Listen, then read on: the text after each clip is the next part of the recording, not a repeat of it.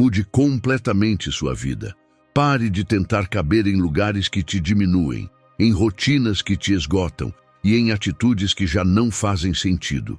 Você tem capacidade, dentro de você existe uma força de vontade que não nasce da motivação passageira, mas do propósito de quem decide assumir o próprio destino. Não importa quantas vezes você já tentou mudar, quantas vezes caiu ou se perdeu.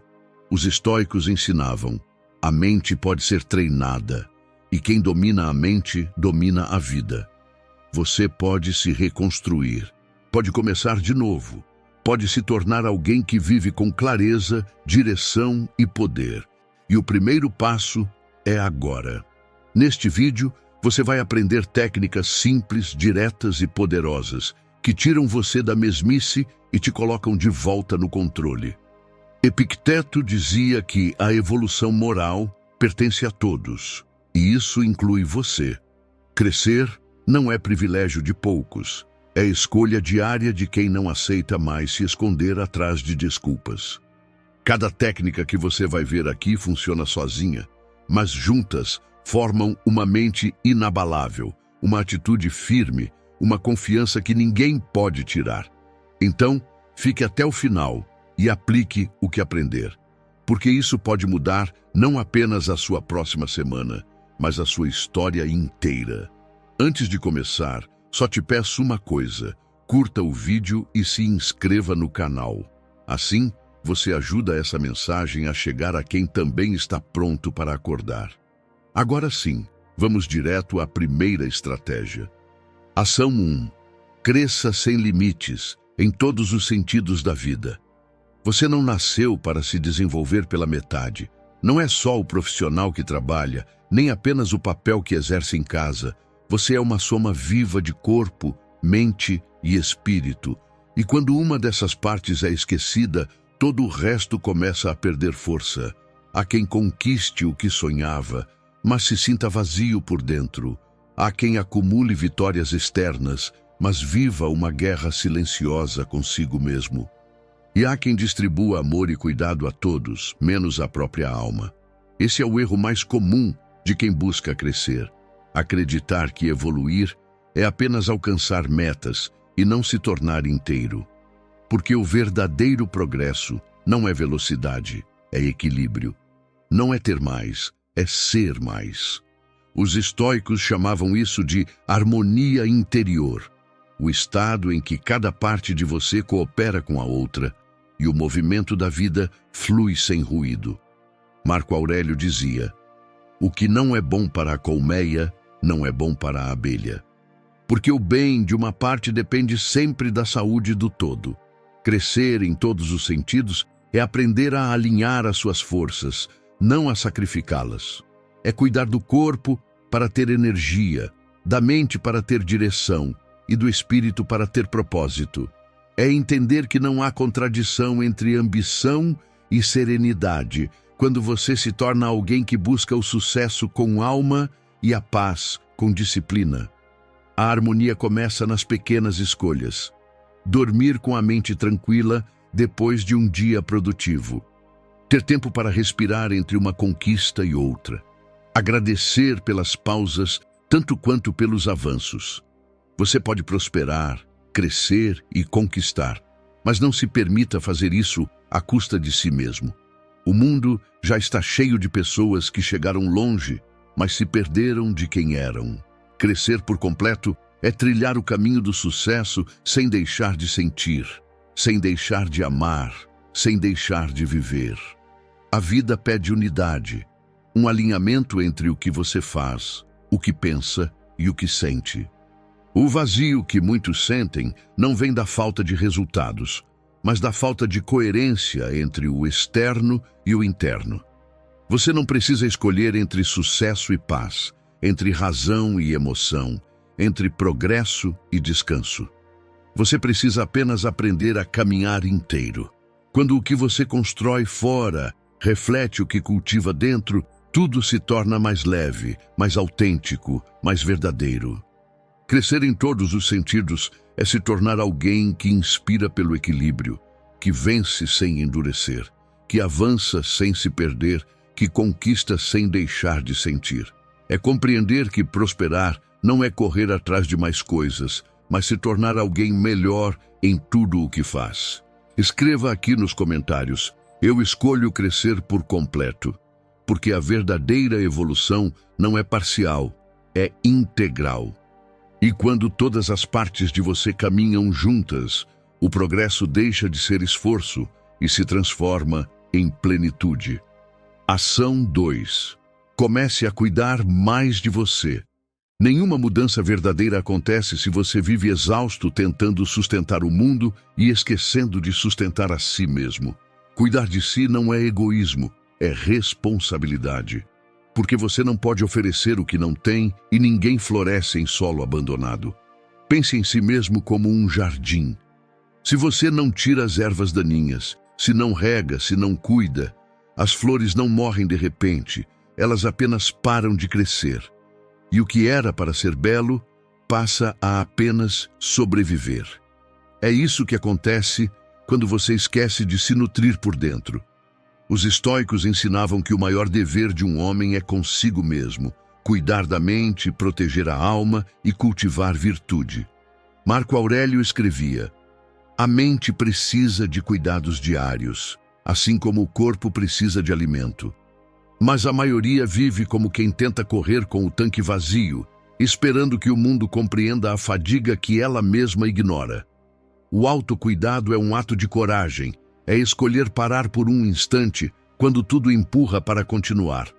É olhar para dentro e dizer: eu também preciso de mim. É perceber que você está sempre pronto para socorrer os outros, mas quando se trata de si, adia, posterga, silencia. É quando o corpo grita por descanso, mas você insiste em continuar. Quando o coração pede pausa, mas você se obriga a ser forte o tempo todo.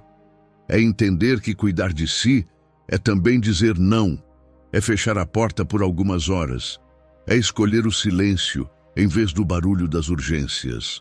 Porque a mente sem pausa se torna confusa, o corpo sem descanso se torna pesado e o coração sem silêncio se torna ruidoso.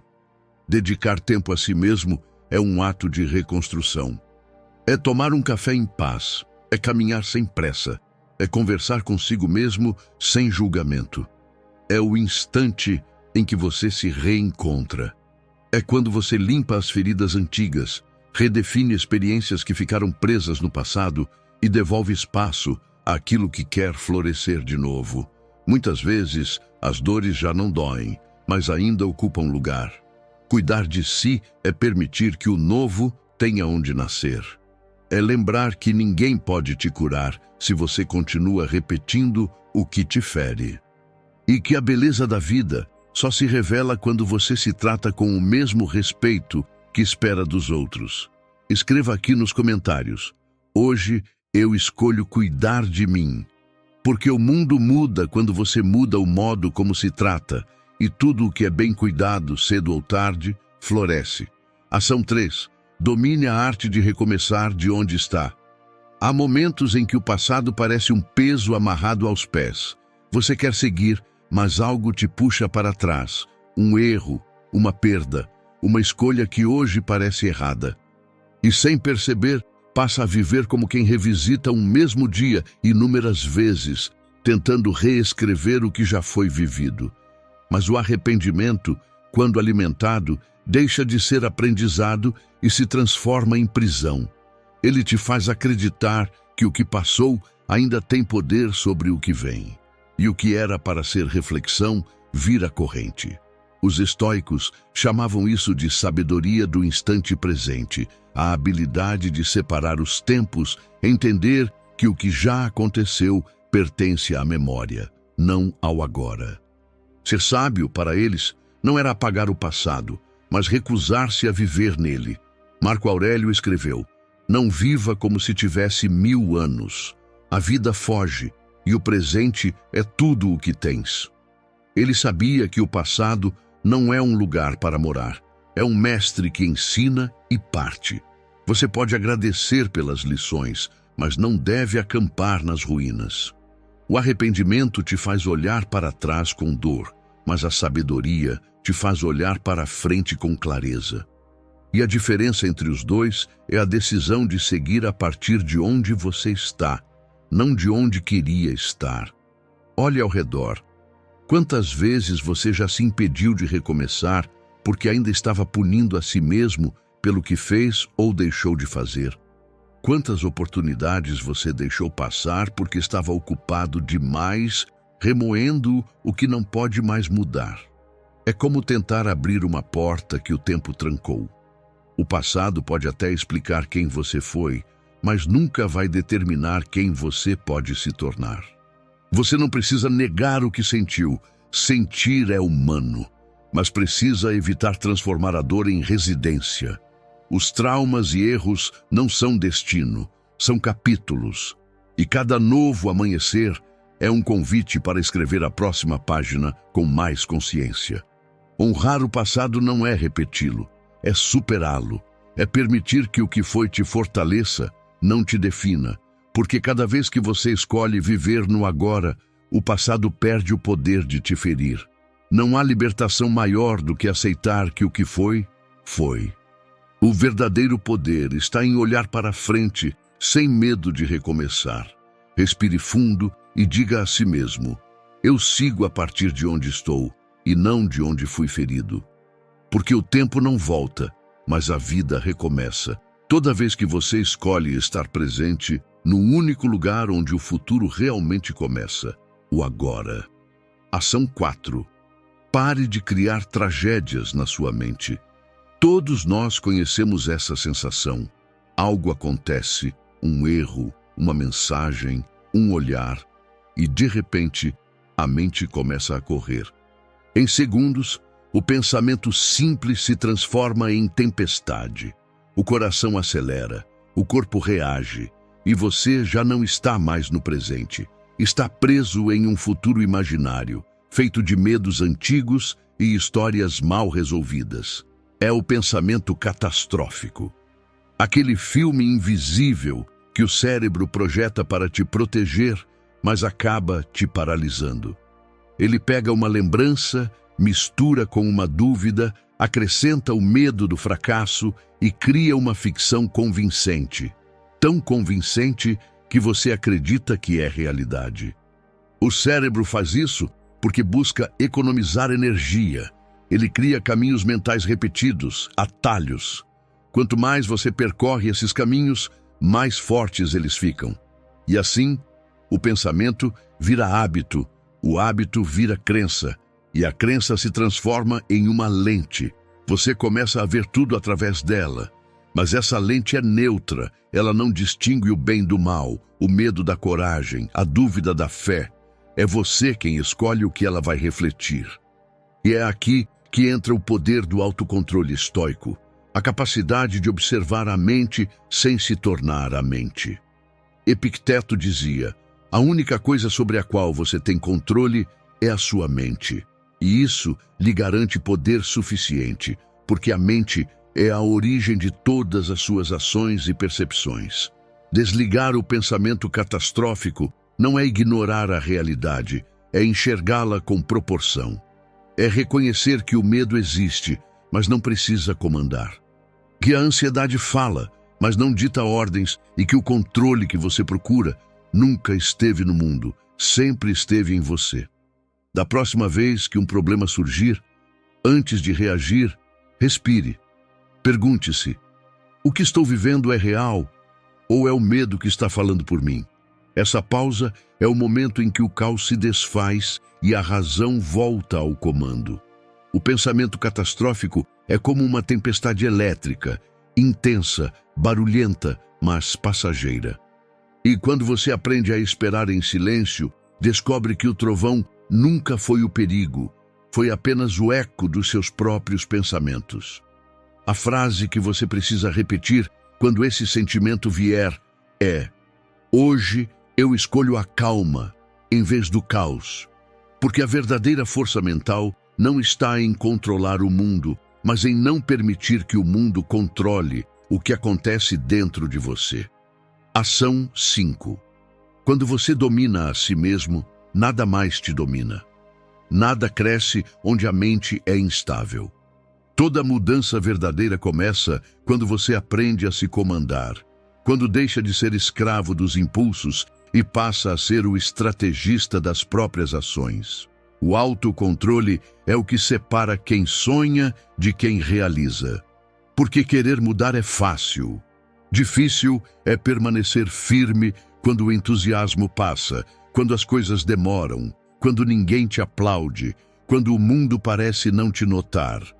É nessa travessia silenciosa, onde a mente tenta te sabotar e o coração pede para parar, que o autocontrole se revela como virtude. Os estoicos chamavam isso de força racional, a capacidade de agir guiado pela consciência e não pela emoção do instante. Epicteto dizia: nenhum homem é livre a menos que domine a si mesmo, e dominar-se é o primeiro passo para conquistar qualquer outra coisa. O autocontrole é o alicerce da constância. Sem ele, você constrói castelos de entusiasmo que desabam no primeiro vento contrário. Sem autocontrole, você vive reagindo. Promete mudar e desiste na primeira dificuldade. Faz planos e os abandona quando o resultado não vem na velocidade que esperava. Você não perde porque é incapaz, mas porque não sustenta o foco tempo o bastante para que as sementes floresçam. E é aqui que o autocontrole entra, não como repressão, mas como direção. Pense num arqueiro. Ele não dispara por impulso, ele espera o momento certo, ajusta a mira, mantém a postura. É a serenidade dele, e não a força que garante o acerto. O mesmo vale para você. O autocontrole é o que transforma o movimento em direção, o esforço em resultado. Controlar-se não é calar os sentimentos, é escutá-los sem se entregar. É reconhecer a raiva e transformá-la em ação construtiva. O medo em prudência, a ansiedade em foco. Quem domina suas emoções não as apaga, apenas as coloca no lugar certo. Porque a emoção é como o fogo. Quando controlada, ilumina. Quando desgovernada, consome. A cada vez que você escolhe agir com consciência, cria uma nova identidade, a de quem está no comando. E quanto mais repete essa escolha, mais a mente aprende que ela pode confiar em você. E quando a mente confia, o corpo obedece, o foco se mantém, o progresso se torna inevitável. Autocontrole não é rigidez, é maturidade. É entender que o impulso satisfaz o agora, mas a disciplina constrói o depois. E toda vez que você escolhe o depois, a vida te recompensa com algo que o agora jamais poderia te dar: clareza. Então, da próxima vez que sentir vontade de desistir, de reagir sem pensar, de voltar ao velho padrão, pare e respire. Lembre-se de tudo o que já venceu quando decidiu não agir por impulso. Lembre-se de quantas vezes o silêncio te salvou e a paciência te colocou no lugar certo. O sucesso não vem de quem faz mais, mas de quem se mantém no rumo certo por mais tempo. O mundo pertence a quem sabe esperar, observar e agir na hora certa. Escreva aqui nos comentários: hoje eu treino meu autocontrole. Porque o autocontrole não é sobre conter, é sobre construir. E quem domina a si mesmo tem poder para transformar qualquer parte da própria vida. Ação 6. A mudança começa no seu interior. A única pessoa que pode mudar a sua vida é você. Pense em todas as pessoas que te amam, que torcem por você, que desejam te ver bem.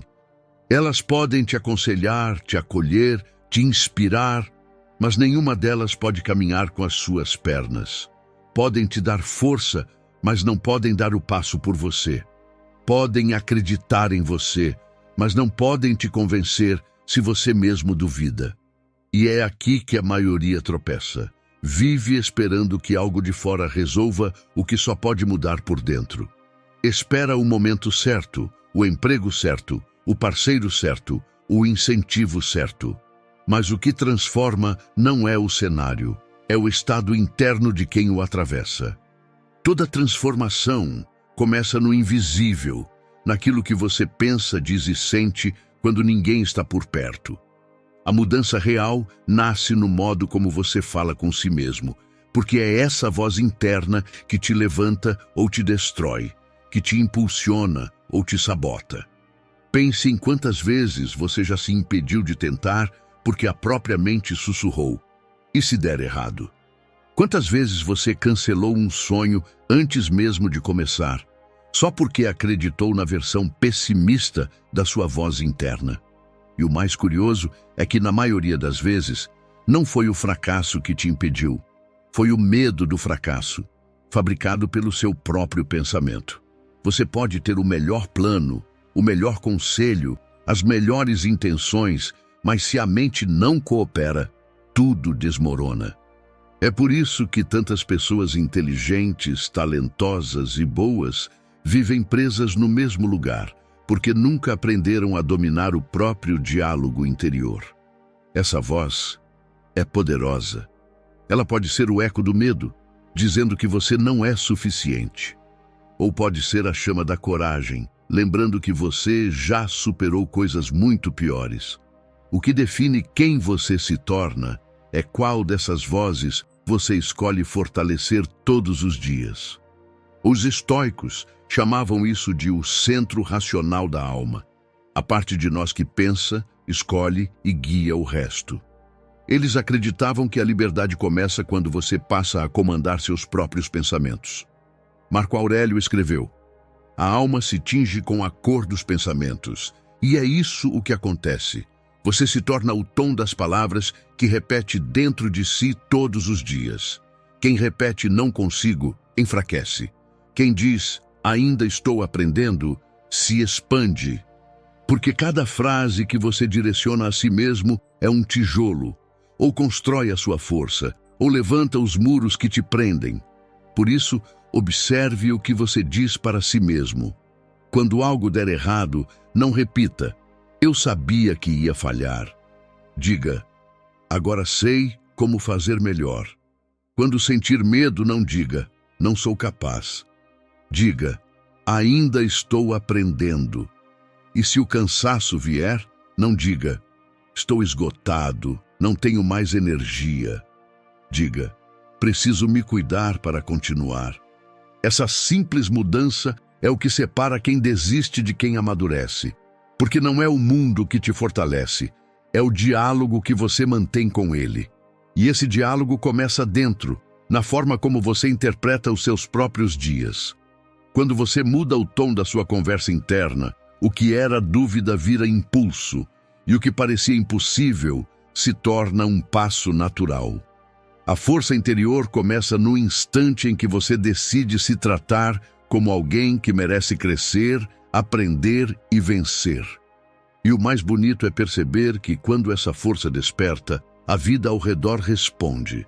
Ninguém pode viver a sua vida por você. Mas quando você decide ser o seu próprio aliado, o impossível começa a se mover, e o que antes parecia longe se torna apenas o próximo passo de quem finalmente entendeu. A mudança que você busca lá fora começa dentro de você. Ação 7. Domine o medo que antes dominava você. A insegurança sempre começa na mente. Antes de existir fora, ela é uma história que o pensamento repete, até que você acredite nela como se fosse real. E o corpo acredita junto, acelera o coração, prende a respiração, paralisa os movimentos.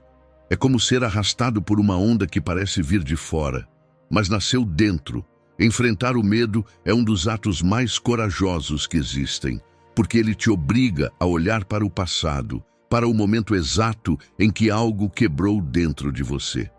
E o mais curioso é que, ao revisitar essa lembrança, a dor não vem menor, ela vem igual, às vezes até mais viva. Por isso evitamos, mas o preço da fuga é alto. Quem evita o medo passa a viver guiado por ele. Toda vez que você age a partir da insegurança, o passado está tomando decisões no seu lugar. Se foi rejeitado uma vez, o medo de ser rejeitado novamente começa a escrever o roteiro da sua vida. Se fracassou em um negócio, começa a acreditar que não nasceu para arriscar. Se foi traído, começa a duvidar até das boas intenções, mas o medo não é a realidade, é apenas uma memória que aprendeu a se disfarçar de proteção. Ele não vem para destruir, vem para testar se você ainda acredita em quem era ou se está pronto para se tornar alguém novo.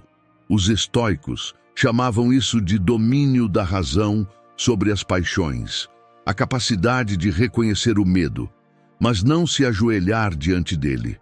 Sêneca dizia: o homem que sente medo antes do necessário sofre mais do que o necessário. E é exatamente isso que o medo faz. Multiplica sofrimentos imaginários e te faz viver derrotas que nunca aconteceram. O medo sempre vai existir, mas quando você o encara, ele perde o poder de decidir por você. Porque a coragem não é a ausência de medo, é a decisão de avançar apesar dele. Então, quando o medo vier, não lute contra ele. Olhe para ele com curiosidade. Pergunte: o que exatamente estou com medo de perder? Quase sempre, a resposta será apenas uma versão antiga de si mesmo. E é essa versão que precisa ficar para trás. Enfrentar seus medos é libertar sua força, porque por trás de cada medo vencido, existe uma vida que estava te esperando. Decida vivê-la hoje. Decida agir mesmo com medo, porque o medo é um sentimento natural, mas viver preso a ele é escolha. E quem tem coragem de atravessar o próprio medo, começa a viver do outro lado, onde a liberdade mora. Ação 8. Memento mori, a lembrança que desperta sua alma. Esse é um paradoxo dentro da nossa cabeça. Todos nós sabemos que vamos morrer, mas poucos vivem com essa consciência. A morte é a certeza mais antiga da humanidade e, ainda assim, é a verdade mais esquecida. Vivemos como se tivéssemos tempo infinito, adiando conversas, sonhos, perdões e recomeços. Mas o tempo não avisa quando termina, ele apenas passa. E quem não se lembra disso, acaba vivendo pela metade.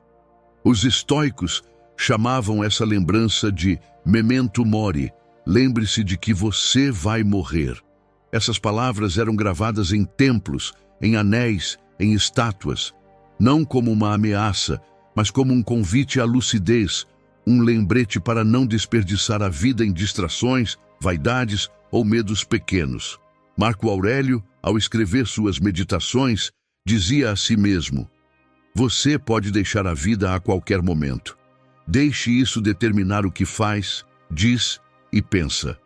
Ele sabia que lembrar da morte é, paradoxalmente, a forma mais intensa de viver. Porque quando você se recorda de que o tempo é finito, o presente ganha profundidade. Cada gesto, cada palavra, cada respiração passa a ter peso e intenção. A consciência da morte não traz desespero, traz clareza. Ela te ensina a selecionar o essencial, a soltar o que não importa e a valorizar o que está ao alcance agora. Você começa a perceber que o que realmente tem valor nunca foi o que se acumula, mas o que se vive. Pense nisso. Se hoje fosse seu último dia, o que deixaria de adiar? A quem você perdoaria? O que teria coragem de começar? Essas respostas mostram o que realmente importa, e é nelas que a vida começa de verdade. Os estoicos não temiam a morte, porque aprenderam a fazer as pazes com ela. Eles entenderam que a vida não é medida em anos, mas em presença. E que morrer um dia é inevitável, mas morrer sem ter vivido é uma escolha. Então, lembre-se, você vai morrer. Mas até lá, tem o poder de viver como quem entende o valor de cada instante. E talvez essa seja a verdadeira liberdade, não escapar da morte, mas viver de forma que ela não leve nada essencial. Escreva aqui nos comentários: memento mori, porque quem vive lembrando que vai morrer, aprende o segredo mais profundo dos estoicos: viver sem medo e morrer sem arrependimento. Ação 9. Pare de se limitar, use tudo o que você é. Imagine um arsenal repleto de ferramentas, força e sabedoria, mas com as portas trancadas. E do lado de fora, alguém lutando, cansado, acreditando que não tem com o que se defender. Esse alguém é você, sempre que esquece do poder que carrega dentro.